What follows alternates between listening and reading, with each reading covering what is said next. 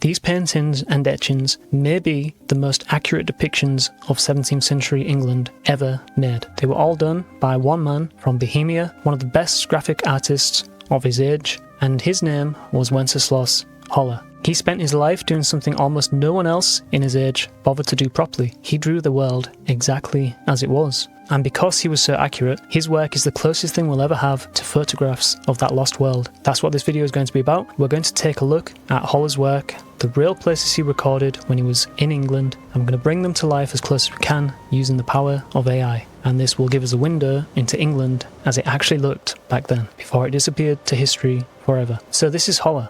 He drew this himself at around the age of 40, a slightly melancholy man, which turns out to be fitting because his life was largely one of bad luck. He wasn't English. He was born in Prague in 1607 into a comfortable family that expected him to become a lawyer, but history had other plans. When Hollar was a boy, the 30 Years' War was tearing through Central Europe, one of the most destructive conflicts the continent had ever seen. His family was ruined in the chaos surrounding the fall of Prague, and the young man who was supposed to inherit a settled, respectable life instead picked up an etching needle and left home to make his living as an artist. He trained in Germany under one of the great topographical engravers of the age, learning the craft that would define him, his bird's-eye townscape views, his panoramas, the precise recording of real places. And then in 1636, a chance meeting changed everything. There was a great English art collector, Thomas Howard, the Earl of Arundel, was travelling through Europe on a diplomatic mission, and he spotted Hollar's talent. He brought him back to England, and England became Hollar's home for most of the rest of his life. And this is where it gets interesting for us, because Hollar arrived in England and did what he did everywhere. He started recording it exactly as it was. Now, two things you have to know about Hollar, because they're the reasons his work matters so much. The first is how he worked. He was almost pathologically precise. He priced his work by the hour, reportedly 4p an hour, and he measured that time with a small sandglass on his desk, turning it as he etched. So this man was very methodical, and that obsessiveness is exactly why we can trust the things he drew. The second thing is how it ended. Despite producing nearly 3,000 plates and recording more of 17th century English life than any other artist alive, he was not a businessman. He was underpaid, taken advantage of by publishers his whole career, and he died in 1677 in real poverty. The story goes that on his deathbed, his final request was that the bailiffs not carry away the very bed he was dying in. The man who preserved England's face better than anyone else died with almost nothing, but the work survived, and that's what we're going to look at now, because once you know how carefully he recorded it, you can start to see these not as just old engravings, but as something much closer to photographs, especially when we bring them to life with AI. So let's start where Hollar spent most of his life and did his greatest work. Where else would it be? London, of course. In the 1640s, Hollar climbed the tower of a church in Southwark, St Saviour's, the building we now call Southwark Cathedral. And from that single high vantage point, he drew the entire city spread out across the river. The result became known as the Long View of London, and it's probably the most important picture of London ever made.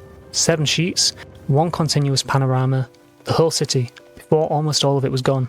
Remember, this was shortly before the Great Fire in 1666. So all of this, as it's depicted here, was about to suffer a cataclysm, and much of it would be destroyed.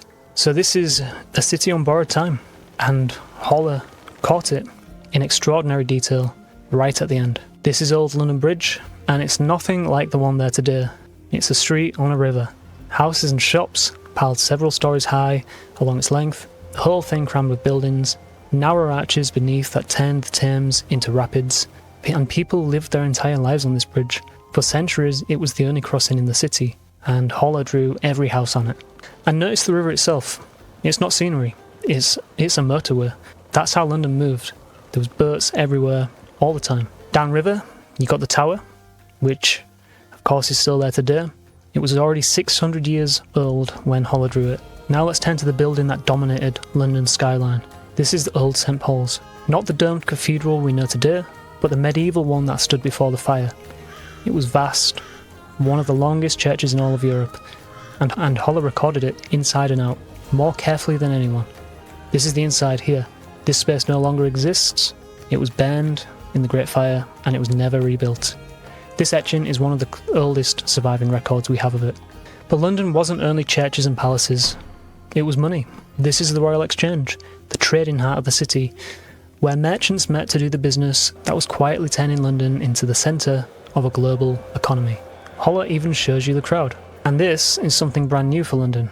An open planned square. Covent Garden, the first of its kind in the city, arcades on two sides, a church closing the end, carriages and gentry crossing the open ground. This is the 17th century inventing the modern London square, and Hollar was there to draw it while it was still a novelty.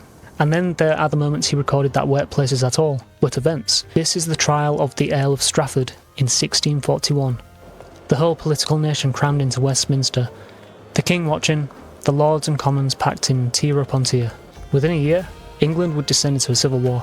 Hollar drew the room where it started to come apart.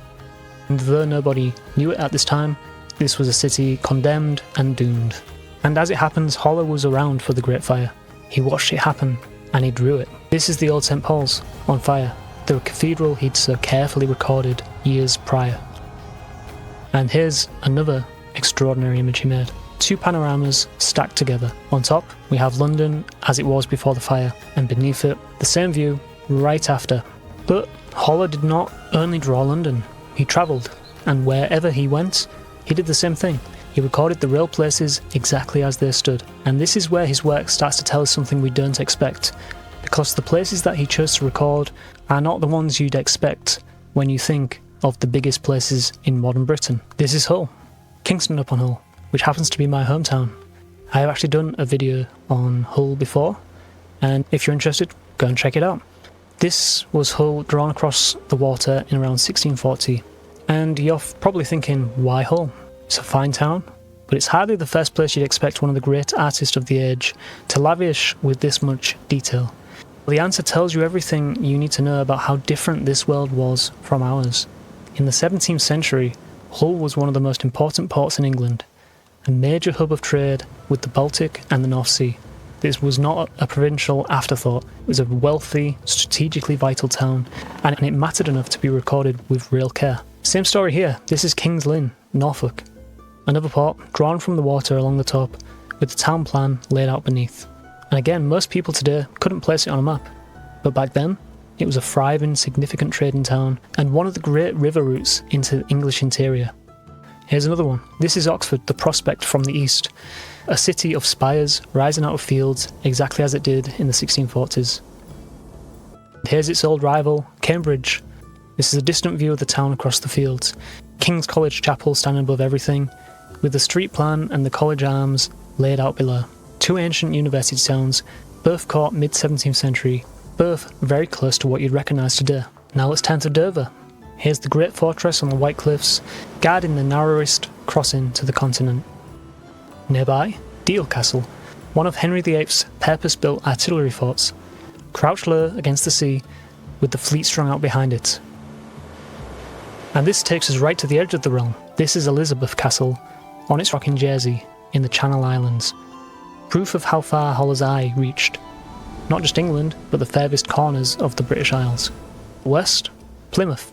Ships riding at anchor in the Sound, the great naval harbour that launched England into the oceans. Hollar draws it calm, and every so often we get some inland drawings as well. This is Hascombe Hill in Surrey. No city, no fortress, just two figures on a hilltop, looking out over the wooded Weald. And he didn't stop in England, he went further north too. This is Edinburgh. The castle on its crag, the town tumbling down the ridge below, the wall, the firth stretched out behind. The Scottish capital caught in the same patient detail he showed in all his other drawings. So when we say Hollar recorded this world, we don't just mean London, or even just England. We mean Britain, as far as his travels and his needle could reach. One last thing, Hollar was the best at this, but he was not the only one. There were other artists and mapmakers working in the same century who covered the parts of Britain that he missed in their own way. And yeah, that is all for this one. Thank you very much, and I'll see you in the next one.